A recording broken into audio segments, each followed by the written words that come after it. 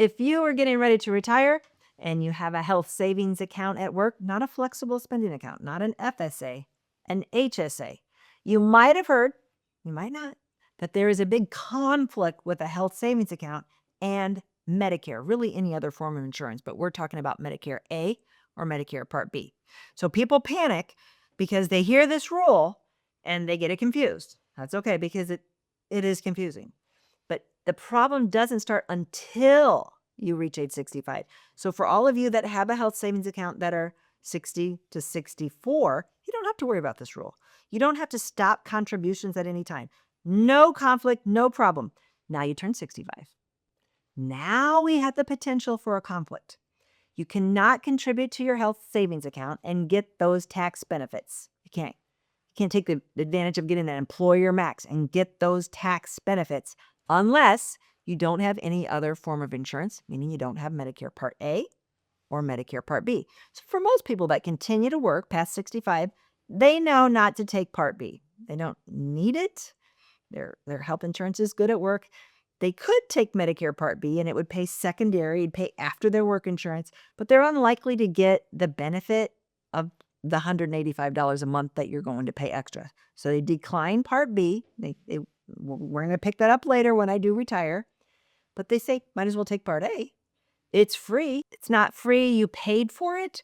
So when you reach 65 and you're eligible for Medicare Part A, it's premium free. So if you sign up for it, you don't have to pay for it. So a lot of people say, might as well get it if I don't have to pay for it. No, do not get it. Let me repeat. Do not sign up for Medicare Part A if you're 65 or older and you want to contribute to your health savings account. What happens if you do? Nobody tells you anything. You don't realize there's a problem until later when you file your taxes. Then your accountant can tell you, yeah, you got a penalty and we got to do blah, blah, blah. And it's not tax deferred money and you've screwed everything up. So you have to save yourself. You have to take the time to learn this, and I congratulate you for clicking on this video. If you want to learn more, I have a whole chapter on health savings accounts in my book, which I'll put the information here on the screen. You can find it on Amazon. It's only $24.99. It will save you 10, 20, 100 times more than that by not making these mistakes. So I'm 65. I know not to take Part A because I want to continue to contribute. What if I don't want to continue to contribute? Then there's no problem, okay? But I do want to continue to contribute, but I'm married. And my husband is already 65 and he's already on Medicare. Is that going to be a conflict? Because I contribute the family maximum. No. This rule impacts me. I am the employee with the health savings account. My spouse is fine. He can be on Medicare. That's not going to have any conflict. I can't be on any form of Medicare. So let's say I'm 65 and I want to draw my Social Security. You can't have Social Security at 65 or older without being enrolled in Medicare Part A.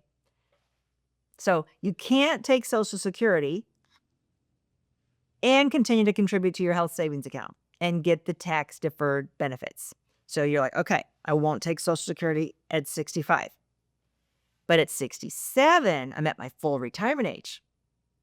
If you were born in 1960 or thereafter. If you're born prior to 1960 and you don't know your full retirement age, click below the link in my bio and you'll be able to click and get my free Social Security and Medicare cheat sheet. It will tell you what year your full retirement age is. It goes in 2-month increments up from 66. So you might be 66 in 8 months. So at your full retirement age, you know this, you can make as much money as you want from any source and your Social Security won't be reduced. So people take that rule, which is separate and unrelated to this rule, and they're like, okay, I can take my Social Security at 67. You can take your Social Security at 67 and your job, your income won't reduce your Social Security, but you still can't continue to contribute to your HSA because you can't have Social Security without having Part A past age 65, and Part A causes you not to be able to contribute to your health savings account. I know this is confusing. I'm on your side. I think this is unnecessarily confusing too. So let's just add another layer to this. I'm 65. I know that I can't take Social Security. I know that I can't enroll in Part A. I didn't want B anyway. I'm going to continue to work. I'm going to continue to max out my health savings account, get my sweet employer matching contributions. but I know I want to retire at 66. Okay? It's not as simple as just retiring at 66 and then enrolling into Medicare. Because this ridiculous rule says that when you are over age 65 and you enroll in Medicare, they're going to retroactive Medicare Part A back 6 months. So 6 months, I was contributing to my HSA 6 months ago. Okay, well then it's not tax deferred money. Now you got an excise penalty and you're in trouble. But I didn't know. The government doesn't take that as an excuse. You have to learn these rules. And HSAs are very favorable. I mean, they're like one of the best investments that you can have. Not everybody has one available to them. If you do, you need to understand how they work and try to max them out because it's a win-win-win. It's a triple win. Goes in tax-free, grows tax-free, you take it out tax-free. Nothing's like that. Nothing's a win-win-win, but a health savings account. But it can be a lose-lose-lose if you don't understand what you're doing. So I am 65. I know I want to take my retirement at 66. That means I have to stop all contributions 6 months before I want to retire. So that means if January is when I turn 65, January is when I turn 66, I got to stop my contributions, mine and my employer's, by July, 6 months in advance. Even though I'm continuing to work for 6 more months before I enroll in Medicare. Medicare Part B is going to start the day I request it. So my scenario here, say January 1st. But Medicare Part A is retroactive back 6 months. But I don't want it retroactive back 6 months. You don't have that ability. That's just how they built the system. They built that because they're trying to help people. They think that people that didn't enroll in Medicare Part A at 65 maybe just didn't know they could, didn't know that they were eligible, didn't know that it was paid up, premium free. So they say when you're past 65 and you enroll, we'll retroactive it back 6 months to cover some of those claims you could have had if you were going without insurance. So the intention of this law was benevolent. It was meant to help people, but it really hurts people that have a health savings account. So you got to know when you're going to retire. And you say, Sylvia, I don't know when I'm going to retire. I'm going to retire when I want to retire. And I kind of like that attitude. People go, I might just wake up one day and say I'm done and just not go to work that day. That's just how I want to do it. I have no idea when I'm going to retire. And that's kind of a fun way to do it. But you can't do that with a health savings account. If you want to do that, then just stop contributing to your health savings account. Just save yourself the accountant fees and the tax penalty. Just stop contributing to it. That way you can retire whenever you want, and you know you won't run into a problem here.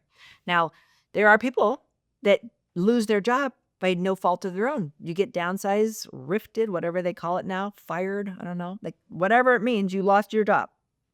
Or you quit unexpectedly. You didn't get that 6 months advance notice to stop these contributions. So now what do you do? Well, there is a way to back it out. Yeah, it's possible. It's not easy, as you can imagine, but you have to get that money back out of there. And your employer has to back out the employer's contributions. And then you might, depending on where you are in the tax year, you might have to have them reissue your W-2. But it is possible to back it back out of there. And if it's been a year, you could amend your tax. There's ways to do it. Yeah, it's messy. Most people don't like to do that. I don't like that level of tax messiness myself. But if you just get fired today, I didn't have the opportunity to stop my contributions. So you can talk to your accountant about what the penalty be, and you might say, I'll pay the penalty. Or you might say, I will back this out. I will work with my employer to back it back out. Now you're giving up a lot of money, right? That employer matching contribution. Some employers will work with you due to this situation and say, okay, that $7,000 that you would have gotten, we will reclassify that and just give you a $7,000 bonus. It doesn't have the same tax benefits as that HSA contribution, but it's better than nothing. Again, you might want to have that conversation with your employer. Some will be very easy to work with, and some will be like, no, right? But it's out there. It's something that you can talk to them about that is legally available to you since they were willing to give you that contribution, and now you have to back it out because whatever reason caused you to quit your job, lose your job unexpectedly without that time to plan to stop contributions for 6 months. Now, There's a lot more to the health savings account story, which is why I have a whole chapter about it in my book. One of the things that I want you to read about if you have a health savings account, which I won't go over in this video, is what happens if you die with a health savings account. So since you're watching this video, it's a good time to go check who you have listed as your beneficiary on your health savings account. The nice thing about this type of investment vehicle, like life insurance, is it has the beneficiary. So you just say, I want all the money to go to my case would be my husband. So it avoids probate. It's easy. My husband contacts the employer, gives the death certificate, he gets the money. My husband, as a spouse, gets preferential rights to my health savings account that my kids wouldn't get. So he can use it as health savings account money. Same tax benefits versus if I have to leave it to my daughter, she's going to have to pay taxes on it. And she can't use it for qualified medical expenses. It's just money that goes into her account. So the rules upon inheriting it can be very complex. And if you are inheriting the money and it's your girlfriend and she's Medicare age and it's all taxable and that can cause Medicare IRMA, it's something you might want to talk to an attorney about because you might want to decline the beneficiary designation. But one thing to do right now is go check and see who you have listed as your beneficiary. I can't tell you how many people listed their ex-spouse or their ex-partner, and they never got around to changing that. They thought to change their life insurance, but they never thought about their health savings account. And there can be considerable amounts of money in here that you do not want to go to your ex-spouse, or you do not want to go to your ex-live-in partner. Now, the beneficiary designation can be changed at any time. You have to go through the hurdles with your company. But a lot of people made the other mistake of listing their estate. This is when they filled out the paperwork. The HR director is not an attorney. They're not going to advise you on the ramifications of listing your estate. So a lot of people just put my estate. It's easy. Well, it's also a ticket to probate. So I would generally, it's hard to say ever, never, I would generally not tell you to list your estate as the beneficiary. I would say, if you want, figure out who you want it to go to. I want it to go to my kids. I want it to go to my kids. I have 4 kids and I want them to each get 25%, or I want my favorite kid to get 75% and everybody else. Do that so that it goes without probate. Probate is an expensive and long, can be several years long and frustrating process for your heirs to have to go through.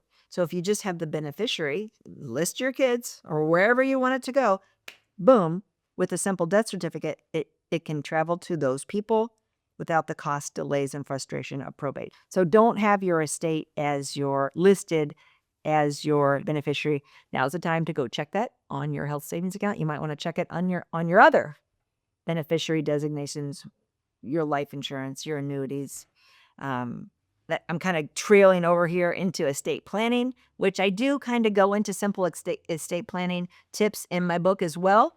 My book's about mostly Medicare and Social Security, but I go into these other topics and I go into health savings accounts in great detail because, as you can tell from this video, it is confusing. I hope this helped you. If you learned something, please give me a follow or hit the subscribe. Thanks for watching. Tune in next week. I'll inch you closer to learning about retirement. If you like this video, you might really like this video. Check it out. And we'd appreciate if you subscribe to our channel so you never miss a great video. We put out one every week. Check in the description below this video for a link to our cheat sheet on Social Security and Medicare. And you can also give us a comment. If you have a specific question, always feel free to call us or email us at the Medicare Family.